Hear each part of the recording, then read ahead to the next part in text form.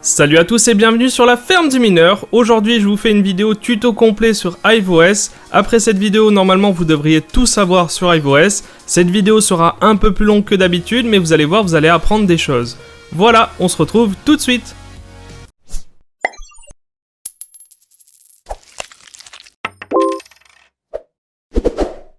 Alors qu'est-ce qu'HiveOS ? Eh bien HiveOS est un système d'exploitation qui a été conçu de A à Z pour miner, donc qui a été optimisé au maximum pour avoir le maximum de performance quand vous minez. Alors la première chose à faire, c'est évidemment de se créer un compte, c'est très rapide, vous mettez un login, un mot de passe et c'est parti, et après on se retrouve sur le tableau de bord.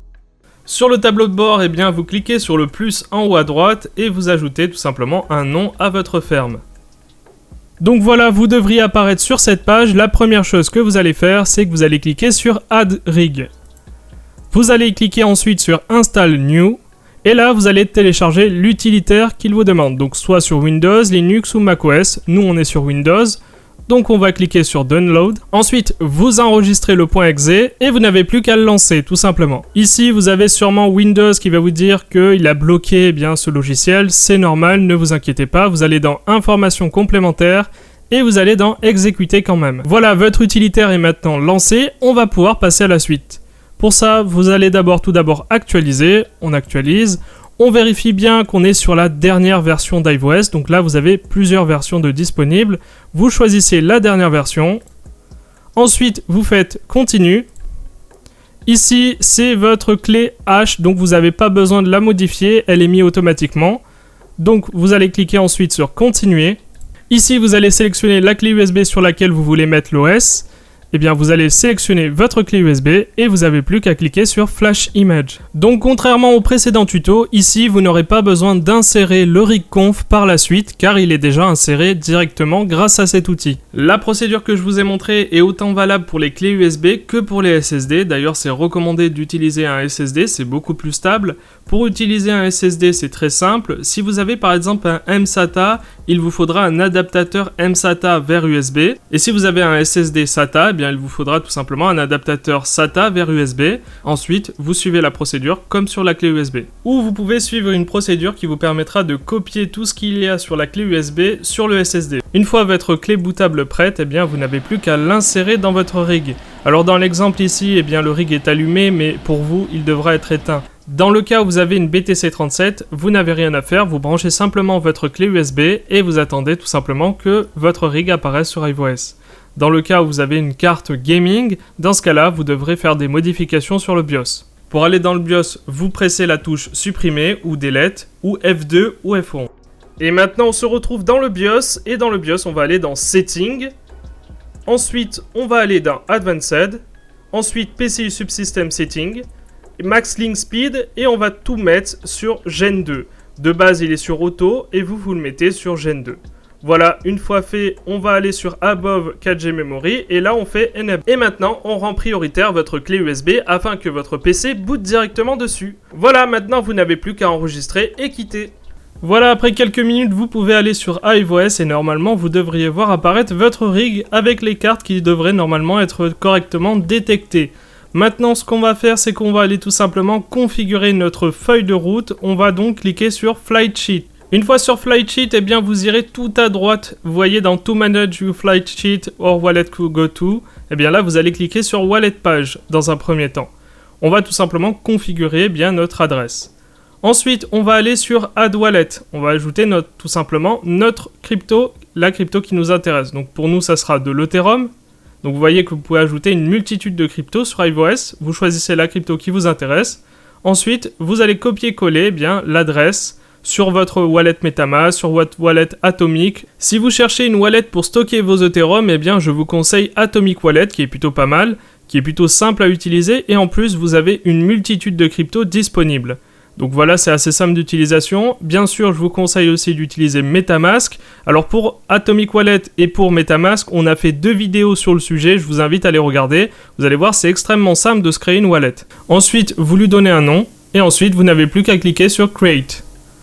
Ensuite, on retourne sur Flight Sheet. Et là, on va configurer notre feuille de route. Pour ça, on va sélectionner tout d'abord notre crypto. Donc là, on va sélectionner l'Ethereum. Ensuite, la wallet, on l'a sélectionné, ETH Wallet. Ensuite, le pool qu'on va utiliser, alors là c'est à votre convenance. Dans le cas où vous ne savez pas quel pool sélectionner, eh bien je vous invite à aller tout d'abord sur le site MiningPoolStat qui vous donnera des informations basiques sur toutes les pools disponibles pour votre crypto-monnaie. Pour ça, c'est très simple, vous allez dans la barre de recherche, vous tapez tout d'abord la crypto qui vous intéresse, donc pour nous c'est l'Ethereum, vous cliquez dessus, hop, il va vous donner toutes les pools disponibles avec les fees que prennent chaque pool et le classement de ces pools avec surtout ce qui vous intéresse surtout, le minimum de paiement. Il y a un autre paramètre à prendre en compte, c'est la possibilité d'être payé autrement qu'en Ethereum. Je vous explique pourquoi. Quand on est payé en Ethereum, malheureusement, on constate qu'il y a énormément de frais. Vous avez des frais pour retirer vos cryptos, mais vous avez aussi des frais pour envoyer vos cryptos. Pour faciliter ça, eh bien certaines pools ne vous payent pas en Ethereum directement, ou vous payent en Ethereum mais dans une autre blockchain. Par exemple, il y a certaines pools qui vont vous payer en BTC et d'autres pools qui vont vous payer en Ethereum mais sur une blockchain différente. Je vais vous montrer ça tout de suite. Pour l'exemple, je vous présente la pool Ethermine qui va vous permettre d'être payé en Ethereum mais sur la blockchain Polygon. L'intérêt pour vous, c'est que vous allez payer beaucoup moins de frais, donc vous ne verrez pas la moitié de vos rewards partir dans les frais pour la blockchain. Pour vous faciliter les choses, je vous invite à utiliser une wallet MetaMask. Alors MetaMask, c'est ça, c'est le petit renard ici. On a fait une vidéo tutoriel pour comment installer MetaMask et comment l'utiliser. Vous allez voir, c'est une wallet qui est extrêmement simple d'utilisation et qui est même indispensable. Donc une fois que vous avez tout simplement votre adresse MetaMask ici, que vous l'avez correctement rentrée dans iOS et que vous avez choisi la pool Ethermine, vous devriez voir apparaître votre adresse ici. Donc là, vous apparaissez sur le dashboard et ça vous montre déjà les indications telles que le hash rate, le nombre de mineurs disponibles, ce que vous avez gagné, etc.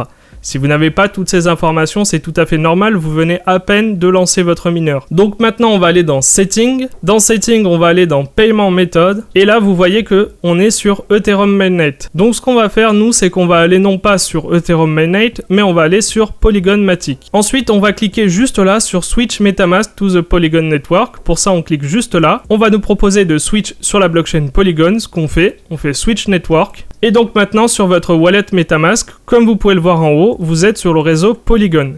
Maintenant, ce qu'on va faire, c'est qu'on va ajouter des wrapped Ethereum. Pour ça, on clique juste là sur Add the WETH token. On clique sur Ajouter un jeton. On retourne sur MetaMask et là, normalement, vous les voyez apparaître. Alors là, vous allez me dire, ouais, d'accord, c'est bien d'avoir tout ça, mais maintenant, comment on fait pour transformer ces WETH en quelque chose qu'on pourra utiliser, par exemple, sur Binance? Eh bien, vous allez voir, c'est extrêmement simple. On va aller sur Google et on tape QuickSwap. Une fois sur QuickSwap, eh bien, vous allez cliquer sur Connect Wallet. Vous allez sélectionner la wallet MetaMask. Et là, vous allez tout simplement faire suivant. Connect with MetaMask, vous allez accepter tout simplement sur MetaMask. Vous faites connecter. Voilà. Maintenant que vous avez connecté votre wallet MetaMask, je vous invite à recharger votre wallet en Matic, tout simplement parce que le Matic vous permettra d'échanger ensuite des crypto-monnaies. C'est le gaz, on va dire, de Polygon, du réseau Polygon, comme l'Ethereum et le gaz du réseau Ethereum. Donc la première chose que vous allez devoir faire, c'est recharger votre wallet en Matic. Pour ça, c'est très simple, vous copiez l'adresse juste ici, vous allez sur l'exchange qui vous convient, donc moi par exemple, je vais aller sur Binance. Je vais taper tout simplement ici Matic, je vais faire tout simplement retrait.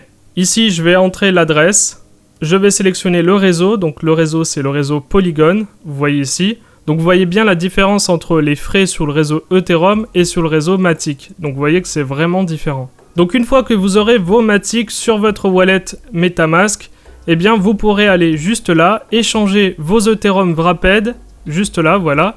Vous tapez ETH et normalement vous devriez voir apparaître ici vos Ethereum. Là à la place du 0, vous devriez voir apparaître des Ethereum sur le réseau Matic. Eh bien vous les échangez tout simplement contre des Matic. Et ensuite, vous aurez juste à faire le chemin inverse, c'est-à-dire que vous allez envoyer des Matic, maintenant, sur Binance. Vous allez sélectionner le réseau Polygon, vous allez copier cette adresse, et vous allez tout simplement, dans votre wallet MetaMask, faire envoyer. Une fois que vous aurez envoyé vos Matic sur Binance, eh bien vous pourrez les échanger contre ce que vous voulez, sans frais. Voilà, c'était aussi simple que ça. Voilà, on va pouvoir continuer le paramétrage de notre flight sheet. On sélectionne maintenant notre pool. Donc nous, on a choisi Ethermine. On sélectionne EU. Ensuite, on fait Apply. Et maintenant, on va sélectionner notre mineur. On va choisir comme mineur pour les cartes NVIDIA T-Rex Miner.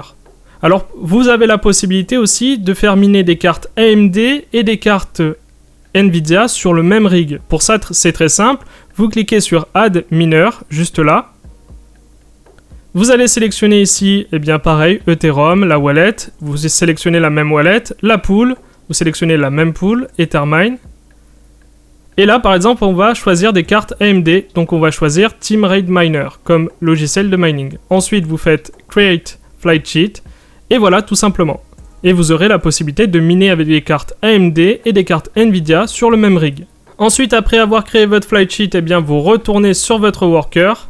Vous allez sélectionner votre worker. Vous allez maintenant sur flight sheet. Et vous allez sélectionner maintenant la feuille de route qui vous intéresse. Et vous allez cliquer sur la petite fusée. Et hop, c'est bon, vous commencez à miner. Et vous devriez voir apparaître Worker Update Successfully. Donc vous voyez ici Config Now, ça veut dire que votre rig est en train de prendre les nouveaux paramètres en compte. Voilà, après quelques minutes, vous devriez voir apparaître normalement le hash rate de chaque carte, ainsi que la température de chaque carte et le hash rate global. On va s'intéresser maintenant à la barre du haut, on va expliquer ça en détail. Alors déjà, le premier, Power Action, c'est tout simplement la possibilité de reboot ou d'éteindre votre rig. Ici, c'est pour choisir tout simplement le serveur à partir duquel vous vous connectez. Je vous conseille de rester sur celui de Paris, ça sera beaucoup plus simple pour vous. Ensuite, ici, OpenVPN Configuration, c'est dans le cas où vous utilisez un VPN. Nous, on va pas s'en occuper. La petite flèche jaune, c'est tout simplement pour faire des mises à jour ou alors repasser sur une ancienne mise à jour si jamais vous avez des problèmes de stabilité sur cette mise à jour. C'est hyper simple à utiliser, vous appuyez juste là sur Force Upgrade si vous souhaitez forcer la mise à jour et je vous conseille de cliquer sur Reboot After Complete et ensuite vous choisissez et vous faites Upgrade. Ensuite, vous avez Run Command juste ici, ça vous permet d'envoyer des commandes directement à votre rig pour avoir des informations précises sur un sujet. Par exemple, vous voulez savoir si votre rig est online, bon c'est un peu bête mais bon, vous pouvez envoyer Hello. Ensuite, vous avez ici Select Flight Sheet, ça c'est tout simplement pour sélectionner en rapide eh bien, la flight sheet qui vous intéresse. Ensuite, vous avez LAN Configuration. Si vous avez des problèmes avec la détection sur le réseau de votre rig, je vous conseille de passer en statique. Ici, vous pouvez choisir statique ou DHCP. De base, il est sur DHCP. Edit Tag, eh bien, c'est tout simplement la possibilité de rajouter des tags sur vos workers, tout simplement pour avoir plus de détails. Là, par exemple, j'ai mis Nvidia, AMD et Flexpool pour savoir que c'est des cartes AMD, Nvidia et que c'est sur la pool Flexpool. C'est aussi simple que ça. Remote Access. Ça, c'est tout simplement pour envoyer des commandes spéciales sur le shell de votre rig. C'est assez simple à utiliser et ça vous sera utile, notamment quand vous faites par exemple la copie de la clé USB sur le SSD ou quand vous avez des mises à jour qui se passent mal, eh bien vous pouvez passer par le shell. Regardez. Donc là, vous arrivez sur le shell et vous pourrez contrôler votre rig en ligne de commande directement. Ensuite, vous avez Miner Action, ça vous permet d'avoir des informations supplémentaires que vous demandez à votre rig. Donc par exemple, les logs de votre mineur, la configuration de votre mineur, vous pouvez le stopper ou le restart. Ensuite, vous avez Hashrate Watchdog qui va vous permettre de redémarrer votre rig automatiquement dès lors qu'il est en dessous de certaines valeurs. Je vous conseille de l'activer et de le paramétrer. Donc là, vous pouvez voir ici que mon mineur redémarra automatiquement au bout d'une minute si le hash rate de mes cartes AMD est en dessous de 20 MHz et que mes cartes Nvidia sont en dessous de 50 MHz. Donc ensuite, pour l'activer, c'est très simple. Je fais Apply et voilà. Donc là, dès lors qu'il y aura une baisse de hash rate, eh bien mon rig redémarrera tout seul. Ça va vous éviter de rester derrière votre rig 24 h sur 24, de surveiller en permanence. Il redémarrera tout seul et ça vous évitera les petits plantages. Le petit ventilateur que vous voyez ici, ça va vous permettre de régler vos ventilateurs et aussi d'ajouter une température critique à votre rig. Dès lors qu'il atteindra cette température, eh bien soit il se stoppera, soit le rig redémarrera ou carrément il s'arrêtera. C'est à vous de choisir. Vous pouvez aussi régler les ventilateurs. Moi, je vous conseille de laisser les ventilateurs en fixe, de laisser la vitesse des ventilateurs en fixe. C'est beaucoup mieux pour les ventilateurs et ça évite qu'ils s'usent trop vite. Ensuite, vous avez ici, juste là, Worker Option qui vous permettra de faire des manipulations si jamais vous avez des problèmes avec votre rig ou que vous souhaitez faire une mise à jour en désactivant votre rig. Eh bien, vous avez le mode maintenance. Vous avez la possibilité de retirer l'OC au démarrage si jamais vous avez des problèmes. En fait, ça va vous permettre de faire différents contrôles sur votre rig. Ensuite, ici, Remove, eh bien, c'est tout simplement pour retirer eh bien, votre farm. Vous retirez votre farm comme ça. Ensuite, Auto Refresh Page Timer, eh bien, comme vous l'aurez compris, ça permet de refresh la page soit toutes les 30 secondes, soit toutes les heures, c'est vous qui choisissez. Et refresh, ça vous permet de réactualiser la page. Sur votre rig, vous retrouverez ici la puissance de calcul de votre rig. Vous retrouverez ici la puissance individuelle de chaque carte, ainsi que la température de chaque carte. Vous avez vu ici que sur les cartes AMD, vous avez la possibilité d'avoir la température de la VRAM. Ce qui n'est pas possible pour les cartes Nvidia, en tout cas pas sur iOS. Pour avoir la température de la VRAM, il vous faudra aller sur Windows. D'ailleurs, on a fait un tuto dessus, je vous invite à le regarder. Vous pourrez aussi voir ici la vitesse des ventilateurs ainsi que l'historique de la vitesse des ventilateurs, la consommation estimée de chaque carte, et vous pourrez retrouver le global juste ici, 333 watts. Et là, ça veut dire load average, c'est le temps qu'a mis votre rig à se lancer. Si vous voyez des valeurs en rouge, ça veut tout simplement dire que vous avez des éléments qui ont ralenti le système. Donc c'est pas forcément grave, mais souvent c'est quand on a une clé USB qui est assez bas de gamme. Ici, vous pourrez retrouver la température de votre CPU, l'espace disponible en tout sur le disque dur, sur le SSD. Ici, vous pourrez retrouver la RAM disponible. Donc là, vous pouvez voir que sur 4 Go de RAM, eh bien, il nous reste quand même 2,4 Go. Ce qui veut dire que les barrettes de RAM de 4 Go suffisent amplement pour faire fonctionner votre rig. Ici, vous pourrez retrouver la vitesse. Ici, vous pourrez retrouver eh bien, la version des drivers pour AMD et la version des drivers pour Nvidia. On va maintenant passer à la partie qui vous intéresse le plus, à savoir l'overclocking de vos cartes graphiques pour obtenir le maximum de performance tout en limitant la consommation de vos cartes. Alors pour faire un overclockage de vos cartes graphiques, pour modifier tout simplement eh bien, la memory clock et le core clock par exemple, eh bien, il faudra aller tout à droite sur le petit compteur de vitesse juste là. Vous cliquez dessus et là vous pourrez modifier le core clock, le core voltage, le memory controller voltage, etc., etc.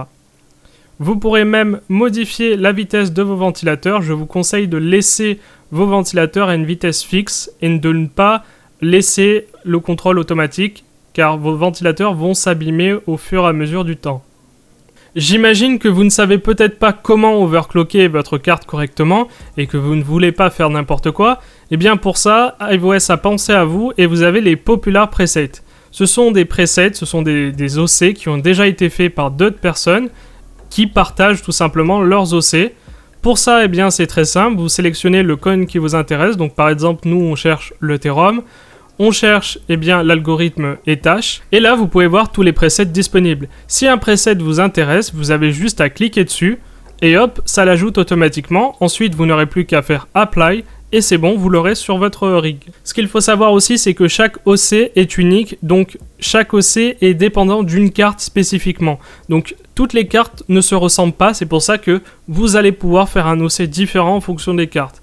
Mais en tout cas, ici, ça pourra déjà vous aider à vous aiguiller vers l'OC le plus adapté à votre carte. Ce qu'il faut savoir aussi, c'est que l'overclockage ne sera pas le même en fonction de la crypto que vous minez.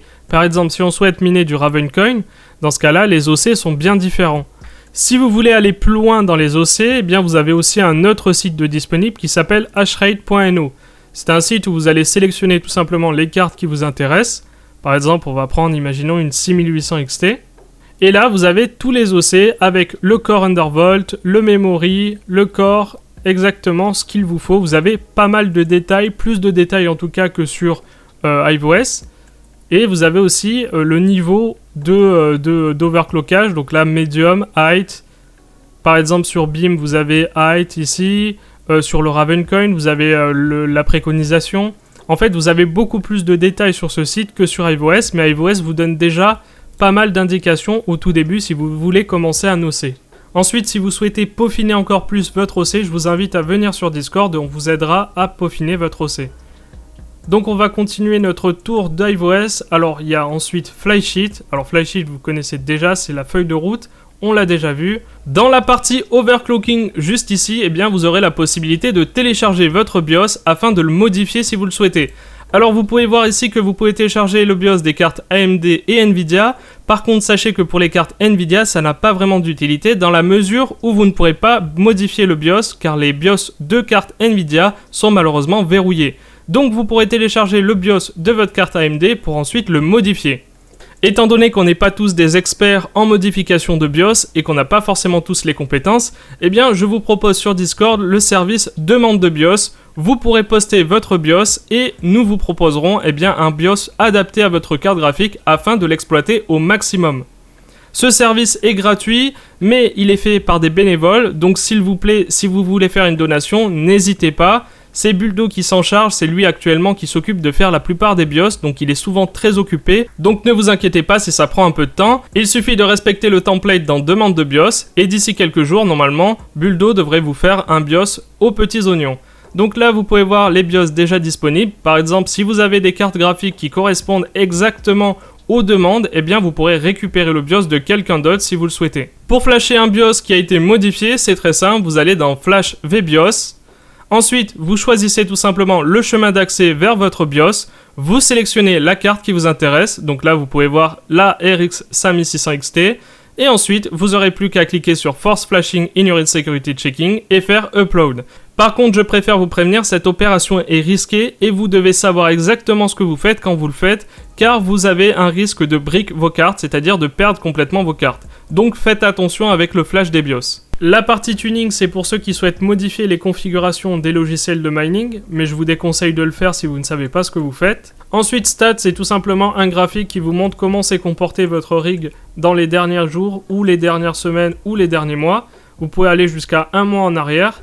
Ensuite, dans Settings, eh bien, vous aurez la possibilité de, par exemple, transférer votre worker si vous le souhaitez. Si vous transférez un worker d'une ferme à une autre, vous pourrez le faire. Vous aurez aussi la possibilité de tout simplement retirer un worker. Donc jusque là, on était sur le rig. Là, on va aller sur la ferme maintenant. Donc vous pouvez voir que la ferme comprend 2 rigs avec plusieurs cartes. Si vous voulez voir toutes les cartes de votre ferme, eh bien, vous cliquez sur Card. Et là, vous pouvez voir toutes les cartes que vous avez sur vos différents rigs. Alors Access, c'est quelque chose d'assez intéressant, ça va vous permettre de donner le contrôle à quelqu'un pour qu'il s'occupe de vos rigs. Vous avez plusieurs niveaux de contrôle, vous avez juste ici à renseigner son login ou son email, et ici vous avez plusieurs levels de contrôle. Monitor, juste pour qu'il contrôle juste les stats, Tech, Rocket, Advanced et Full Access si vous avez vraiment confiance en lui. Ensuite, Billing. Eh bien, Billing, c'est tout simplement pour payer votre abonnement à HiveOS. Évidemment, HiveOS est gratuit si vous prenez HiveOn, qui est la pool officielle, jusqu'à 4 rigs. Mais si vous ne prenez pas la pool officielle, vous avez seulement un rig gratuit et donc le reste, vous devrez le payer. Donc, pour payer votre abonnement, vous devez recharger votre compte et pour ça, vous pouvez utiliser les adresses juste ici. Vous avez ETH en ERC20, TUSD en ERC20, USDC en ERC20, USDT en ERC20 aussi, donc vous avez différentes adresses que vous pourrez utiliser pour payer votre abonnement. Là actuellement, vous pouvez voir que pour un rig supplémentaire, ça nous coûte 20 centimes de dollars par jour. Voilà, la vidéo est maintenant terminée, j'espère qu'elle a été suffisamment complète. Si vous avez des questions, vous n'hésitez pas à les poser dans les commentaires ou à venir directement sur Discord. On se retrouve pour de prochaines vidéos, n'hésitez pas à nous mettre un like si vous avez aimé la vidéo. N'hésitez pas à vous abonner aussi, ça nous fait toujours plaisir. Et on se retrouve pour de prochaines vidéos. Ciao!